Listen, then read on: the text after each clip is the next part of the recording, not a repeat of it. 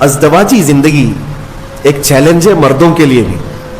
میں کہتا ہوں کبھی کبھار شادی کرنے کے بعد جو ہے مرد رکشہ بن جاتا ہے. 3 ٹائر والا رکشہ ہوتا ہے. رکشے میں 3 ہی ٹائر ہوتے ہیں. ایک طرف ماں ہوتی ہے, ایک طرف بیوی ہوتی ہے.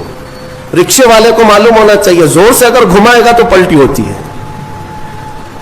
اس کو گھمانا نہیں چاہیے بہت تیزی سے. تیزی سے اگر رکشہ گھمایا تو یا تو ادھر پلٹی ہوگا یا ادھر پلٹی ہوگا.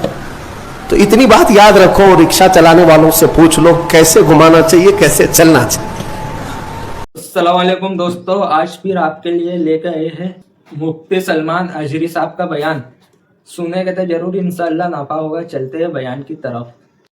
تو آپ بیلنس برقرار رکھو اپنی ماں اور بہنوں میں اور اپنی بیوی میں, دونوں میں.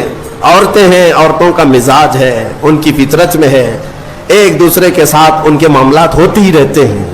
آپ کو میں کیا بتاؤں, حضور پاک صلی اللہ تعالی علیہ وسلم کی 10 بیویاں ہیں. میرے آقا نے ان کے درمیان کیسے عدل قائم رکھا, کیسے عدل قائم رکھا. تو بہرحال ازدواجی زندگی ایک چیلنج ہے, اور جس نے صبر کر لیا اس پر اجر بھی ہے, اس پر اجر ہے. حضور پاک صلی اللہ تعالی علیہ وسلم کی حدیثوں کا ایک مفہوم یہ بھی ہے کہ عورت ٹیڑھی پسلی سے پیدا کی گئی, اسے تم پورا سیدھا کرنے کی کوشش نہ کرو ورنہ یہ ٹوٹ جائے گی.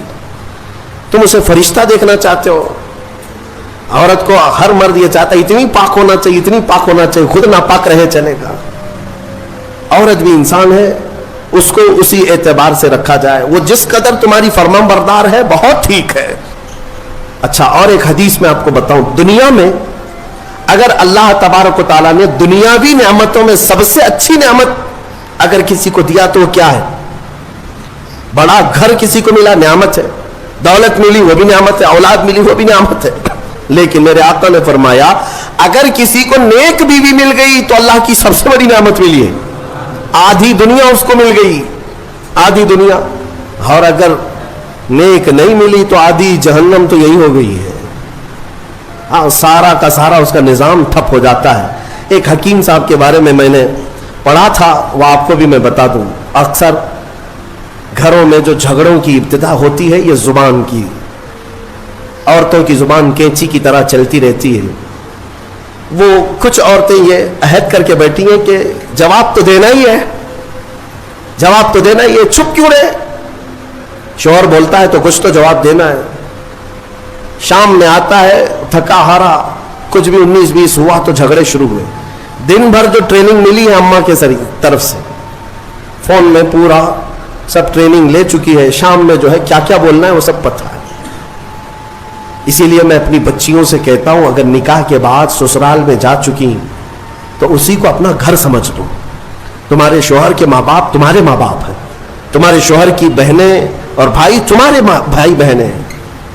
اس کے بعد ایک مٹھاس تو محسوس کرو گے. ایک حکیم صاحب کے بارے میں, شوہر بیوی بہت لڑ رہے تھے, جہنم بن گئی زندگی. اس نے آ کر کے کہا کہ جتنا پیسہ لگتا ہے لے لیجئے, میرا علاج کر دیجئے اس عورت کا. کام مہنگا ہے علاج, 40 دن کا کورس ہے, میں دوائی بناتا ہوں اور پھر دونوں کو بھی دیتا ہوں. اگر دوسری نہیں لے تو کم سے کم تو لے لے, 40,000 کا خرچہ بھی ہے. کہا چلے گا. اس کی زبان سے تو بہتر ہے 40,000 خرچہ کر لو. روز جو چپڑ چپڑ چپڑ جو چلتی ہے, پورا دماغ ادھر کا ادھر ہو جاتا ہے. انہوں نے کہا ٹھیک ہے میں دوا بناتا ہوں اور اس کے بعد اس کا طریقہ استعمال کا بھی بتاتا ہوں. دوسرے دن وہ پیسے بھی بھر دیا ایڈوانس. انہوں نے دوا بھی بنا کر رکھی, گولیاں تھیں جڑی بوٹیوں کی. کہا کہ 2 گولیاں روزانہ رات کو لینا ہے, شوہر بیوی کے تعلقات صحیح کرنے کے لیے, جھگڑے صحیح کرنے کے لیے. وہ نہیں کہہ رہا ہوں کہ میں معجون لینا ہے, یہ الگ ہے. جھگڑا نہ ہونے کے لیے بھی دوا دے رہے تھے حکیم صاحب. تو اس کا طریقہ یہ تھا کہ منہ میں گولی رکھ کر 1 گھنٹہ تک چوسنا ہے اور خاموش رہنا ہے جیسے گھر میں جائے. تو ان کو طریقہ دے دیا. 2 گولیاں یہ جیسی رات کو گھر جاتے ہیں منہ میں رکھے بیٹھے رہتے ہیں.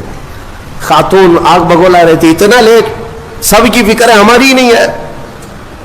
دوستوں کے ساتھ فلاں کے ساتھ اتنا ٹائم کیے کہاں گئے, کچھ بھی جواب نہیں, گولی منہ میں ہے. جواب دیتا تو جواب کا جواب آتا. फिर जवाब का जवाब इधर से होता। अब मजबूर था बेचारा, गोली थी, उसको जितना चिल्लाना था चिल्लाई। कहा कि ठीक है मैं भी देख रहा हूं मुझे इस तरह से निगलेक्ट कर रहे हो, मैं कोई इंसान नहीं हूं, मेरे से बात भी नहीं कर रहे हो। 2 घंटे के बाद तो वो तो वैसे ही शांत हो चुकी थी, गोली भी पिघल चुकी थी। लेकिन जब शांत हो गए तो रात अच्छे से गुजर गई। दूसरे दिन फिर रात को आए, फिर मुंह में गोली थी। आज फिर वो चिल्लाने लगी, लेकिन औरत को शक होने लगा कि अचानक ये सुधर कैसे गया। दोनों रात को झगड़ा करते ही थे, लेकिन कल से देख रही हूं जवाब भी नहीं दे रहा, कुछ भी बोल रही जवाब नहीं दे रहा। तो खामोश रही, थोड़ा ही आज चिल्लाई, और उसके बाद उसको डर लगने लगा कि कहीं तबीयत खराब हो गई हो। तीसरे दिन फिर गोली रख करके आए। औरत ने आज चिल्लाया तो उसे सीरियस लगने लगा कि आज भी जवाब नहीं दे रहा, इसका मतलब तबीयत खराब है। करीब आई और कहा, अरे मेरे सरताज बताओ तो सही, क्या तकलीफ है आपको? 2 दिन से बिल्कुल मुंह छुप करके बैठे हो घर में, रौनक खत्म हो गई घर की, कुछ तो बोलो। कहा ना, गोली है मुंह में। काफी देर तक, 1 घंटा 2 घंटा, तो तीसरे दिन जो है जब बात ही नहीं किया, खामोश, तो औरत की तबीयत बेकरार हो गई सीधे। देखिए मैं आपको बताता हूं, ये झगड़े होते हैं लेकिन मोहब्बत अंदर रहती है। मुसल्ला बिछा करके अल्लाह की बारगाह में दुआ करने लगी कि मौला मेरे शोहर को सही कर दे, अगर उसकी तबीयत खराब है तो तू शिफा दे दे। वो दुआ करती रही। मियाँ को हुआ कुछ नहीं था, गोली थी, और सो गए। चौथे दिन वो पैर पकड़ कर बैठी, बताओ तो सही, पैर दबाऊं कि सर दबाऊं, क्या खिदमत करूं, क्या खाना पसंद करोगे, मीठा लोगे, फला क्या बनाऊं तुम्हारे लिए। शोहर को लगा हकीम साहब की दवाई तो बहुत काम की है, बहुत काम की है। 3 दिन के अंदर मिजाज बदल दिया। गोली मैं खा रहा हूं, असर भी बेगम को हो रहा। फिर उसके बाद हकीम साहब के पास पैसे पूरे लेकर के गए, कहा कि 3 दिन में ही गोलियां बहुत असर दिखाई हैं, 40 दिन के कोर्स में पता नहीं और क्या होना है, आप पूरे पैसे ले लें, आपका बड़ा एहसान है। घर शांत हो गया, मेरी बीवी मेरी मोहब्बत में पागल है, जो मेरी मर्जी है वो करने को तैयार है। हकीम साहब से पूछा कि इतना लाजवाब इलाज आपके पास आया कैसे, कौन सी जड़ी बूटियां हैं, कौन से पहाड़ से ले आए हो? हकीम साहब ने कहा, बेवकूफ कुछ नहीं, मैदे के आटे की गोलियां हैं, कुछ भी नहीं है इसके अंदर, मैदे के आटे की गोलियां बनाकर। बात सिर्फ मुझे इतनी इलाज करना था कि दोनों में से किसी एक का मुंह चुप हो जाए, इलाज वैसे ही हो जाएगा। इन हकीमों ने हिकमत के जरिए से जो इलाज किया, ये लतीफा नहीं है, ये अक्सर जिंदगियों की हकीकत है। मैं तुम्हें हंसाने के लिए कोई लतीफा नहीं बोलना चाहता, बल्कि जिंदगियों में दाखिल हो करके देखो। कुरान में कितने साफ अंदाज में अल्लाह फरमाता है, वइन खिफ्तुम शिकाक बैनिहिमा, होता है शोहर बीवी में झगड़ा हो जाए, अल्लाह ताला फरमाता है फौरन तोड़ के खत्म करके इसको अलग उसके अलग मत कर दो। फबअसू हकमम मिन अहलिही व हकमम मिन अहलिहा, औरत की तरफ से एक हकम को बुलाओ, मर्द की तरफ से एक हकम को बुलाओ। हकम को बुलाओ, फित्तीन को ना बुलाओ। हकम किसको कहते हैं? सुलह चाहता हो, मर्द के खानदान से एक, औरत के खानदान से एक। ये कुरान का हुक्म बता रहा हूं। इन युरीदा इस्लाहन, अल्लाह फरमाता अगर वो इस्लाह चाहते हैं दोनों लोग, युवफ़्फ़िक़िल्लाहु बैनहुमा, अल्लाह गैब से उनके दिलों में मोहब्बत पैदा कर देगा। तोड़ो मत, फौरन एक इधर से एक उधर से बैठे। इसीलिए हमारे यहां भी आज भी रिवाज ये है कि शोहर और बीवी के दरमियान कुछ मामलात हो जाए, अनबन हो जाए, तो बड़े आते हैं, बात करते हैं, और जब बड़े बैठ करके बात करेंगे तो मामलात हल होते हैं। ये तुम्हारे से हल नहीं होते, ये अल्लाह ताला हल करता है। हाँ, लेकिन झगड़े होने के असबाब भी कुछ घर वालों के होते हैं। अक्सर औरतों के घरों के मामलात जो खराब होते हैं, उसकी वजह उनका मायका ही होता है। अक्सर जगह पर, ये आज की बात नहीं है, बरसों पुरानी चीजें हैं। औरतें जब बियाह करके मर्द के घर आ गई हैं, तो वो अपने मर्द के घर को पूरी तौर पर संभाल लें, क्योंकि वो उमूर खानादारी की वो मालिक हो चुकी है। औरत को क्या कहा जाता है पता है? रब्बतुल बैत।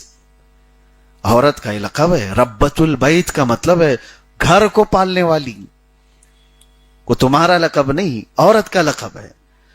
तो रब्बतुल बैत को ट्यूशन अपनी अम्मा से नहीं लेना चाहिए, वहां से लेती रहे। और वहां कितने ऐसे मामलात हमने देखे, बेटी का बाप है वो तोड़ने पर ही तैयार है, बेटी को ले जाने के लिए ही तैयार है, कब तक लेकर जाकर रखेगा अपने पास।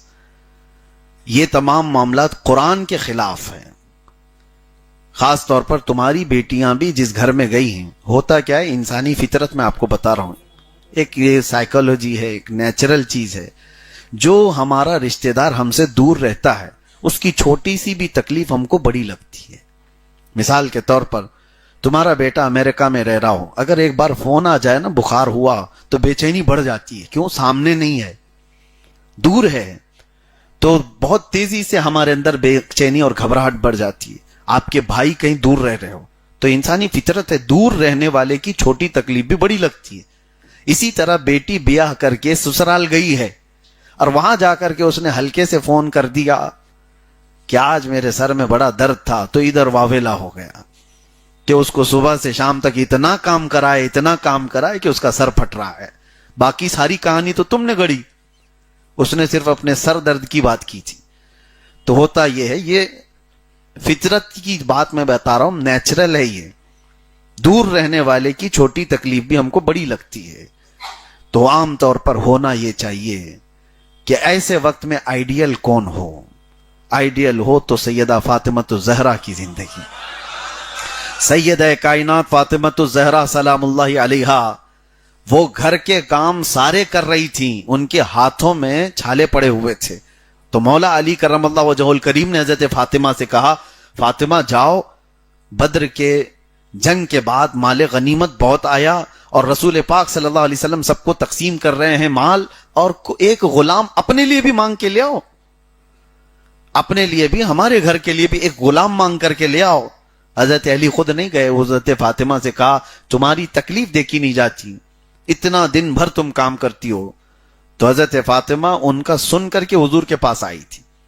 तो यहां पर बेटी के बाप को क्या करना चाहिए ऐसे वक्त में, ऐसी सिचुएशन में क्या करना चाहिए? बेटी अपने घर आई हो और बता रही हो कि मेरे हाथ पूरे छाले पड़ गए हैं, काम इतना हो जाता है, तो क्या करोगे? हाय अफसोस, मैं कहां दे दिया मेरी बेटी को, इसको तो इन्होंने ऐसे झिला दिया। वो ये है नहीं, बाप रसूलुल्लाह सल्लल्लाहु अलैहि वसल्लम अपनी बेटी हजरत फातिमा को देखा और कहा, गुलाम मांगने आई हो, खादिम मांगने आई हो, ऐ फातिमा बद्र के बहुत सारे यतीमों का अभी हक बाकी है, बहुत सारे यतीम जो उनके जिनके बाप जंगों में शहीद हो गए, उनको अभी माले गनीमत देना बाकी रह गया है, मैं उससे बेहतर तुझे अता करता हूं।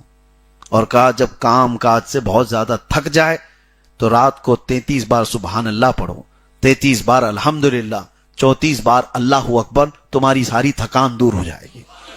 ये तस्बीह आज भी पढ़ते हैं हम नमाजों के बाद, इसको तस्बीह फातिमा कहा जाता है। यह हजरत फातिमा को अता की हुई तस्बीह है हुजूर की तरफ से। तो होना तो ये चाहिए कि बाप अपनी बेटी को यह नसीहत करके घर भेजे कि जाओ अल्लाह तबारक व तआला की इस मर्जी पर राजी रहो, इन्ना मअल उसरि युसरा, हर तकलीफ के बाद आसानी है। अगर आप अपनी बेटियों को इस तरह की नसीहत करते रहें तो इंशाअल्लाहुल अजीज घर नहीं टूटेंगे। और औरतों की भी एक आदत है, वो सुनाती वहां है जहां उनकी सुनी जाती है।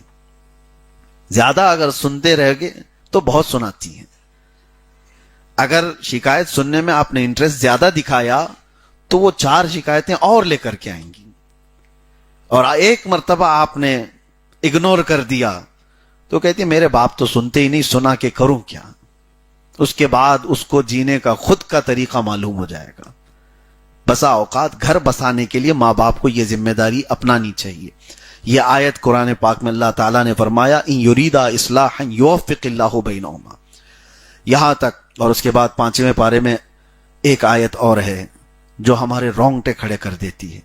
अल्लाह ताला फरमाता इन्नल्लज़ीना कफ़रू बिआयातिना सौफ़ नुस्लीहिम नारा, जिन्होंने हमारी आयतों को छोड़ दिया, झुटला दिया, اللہ فرماتا ان قریب ہم ان کو ایسے دوزخ میں ڈالیں گے، کلما نضجت جلودہم بدلناہم جلودا غیرہا لیذوقوا العذاب، جب جب ان کی چمڑی پکے گی ہم دوسری چمڑی ان کو پہنا دیں گے تاکہ وہ نیا عذاب چکھ سکے۔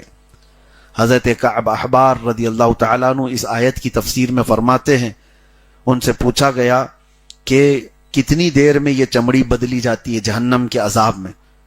جب بندے کو آگ میں ڈالا جائے، چمڑی گل جائے اس کی، پھر اس کی چمڑی کو پھر سے بدلا جائے تاکہ وہ نیا عذاب چکھ سکے، تو وہ فرماتے ہیں 1 گھنٹے میں 70 بار بدلی جائے گی۔ 1 منٹ سے بھی پہلے جسم کی پوری چمڑی نئی بنا دی جائے گی۔